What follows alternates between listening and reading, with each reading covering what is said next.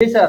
देखिए ये कहानी भाई से शुरू हो जाती है क्योंकि बक्सर के युद्ध में उन्होंने केवल बंगाल के नवाब को नहीं हराया था, भारत को हरा दिया था।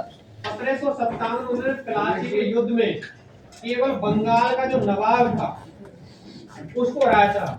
लेकिन 1764 के बक्सर के युद्ध में बंगाल के नवाब की सेना, अवध का जो नवाब था शहादत उद्दौला उसकी सेना और मुगल बादशाह था उसकी आर्मी, मतलब तीनों की आर्मी को हराया था अंग्रेजों ने। Yes sir. कहने का मतलब अंग्रेज उन्होंने मुगल बादशाह को हरा दिया था उन्होंने, ठीक है। शाह आलम सेकंड नाम था मुगल बादशाह का, शाह आलम है। आपको नाम याद रखने का तो नाम की बुक में नहीं मैं बता दूं दोनों मेन, ठीक है।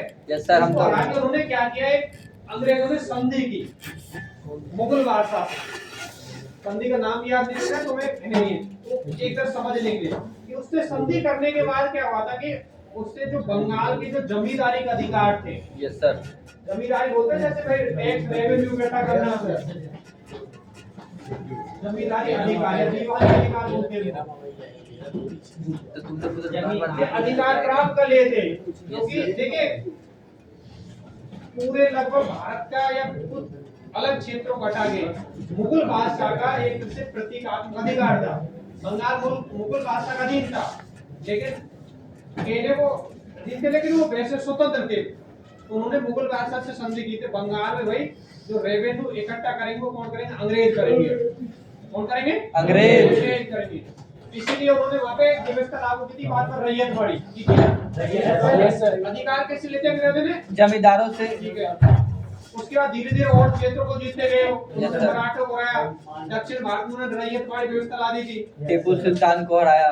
रैयतवाड़ी जैसे रैयत बोलते हैं किसानों को, फारसी का शब्द है रैयत एक फारसी वर्ड है जिसमें किसानों को रैयत बोलते हैं, ठीक है। जैसे अंग्रेजी में फार्मर कहते हैं, फारसी में रैयत कहते हैं। तो अगर रैयत वाली मतलब डायरेक्ट किसानों से टैक्स लेते थे। जिसके खिलाफ एक दक्कन में विद्रोह हुआ था, जिसके खिलाफ एक दक्कन दंगा आयोग बैठा था, जिसकी रिपोर्ट आई थी कब आई, 1878 में ब्रिटिश पार्लियामेंट में पेश की गई थी सर, 1878, ठीक है। इसके बाद और जो 5 की रिपोर्ट थी वो 1813 में आई थी हमने, वो बंगाल के जमींदारों के बारे में थी। 5 की रिपोर्ट बारे में सर, 5 में रिपोर्ट इसमें स्थायी बंदोबस्त बारे में रखा था, ठीक है। तो ये सारी व्यवस्था थी, 3 प्रकार की व्यवस्था थी, स्थायी बंदोबस्त बंगाल के एरिया से, रैयतवाड़ी, महालवाड़ी।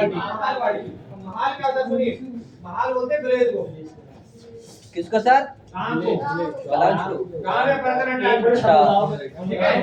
तो महालवाड़ी व्यवस्था मतलब उसमें अंग्रेज सामूहिक रूप से गांव से टैक्स इकट्ठा करते थे। Yes sir. ये जिम्मेदारी होती थी गांव के मुखिया की, जिस टाइम उसको चौधरी मुकद्दम ऐसे वर्डों से यूज करते थे, प्रधान बोलते थे, मुकद्दम, चौधरी, ये वर्ड, ठीक है। 3 प्रकार की व्यवस्था थी, रैयतवाड़ी, महालवाड़ी, स्थायी बंदोबस्त, ठीक है।